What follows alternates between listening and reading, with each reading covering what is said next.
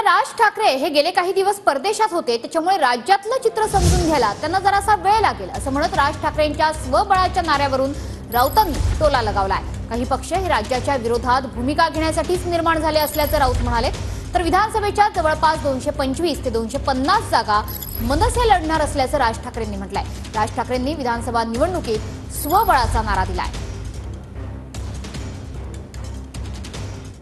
लागलेलो आहोत,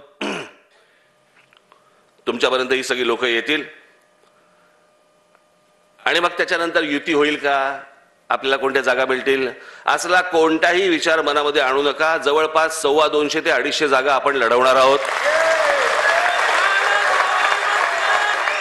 राज ठाकरे माझ्या माहितीप्रमाणे नुकतेच परदेशातून आलेले आहेत। बराच काळ ते परदेशात होते, त्याच्यामुळे या राज्यामध्ये काय चाललंय समजून घ्यायला त्यांना थोडा वेळ लागेल।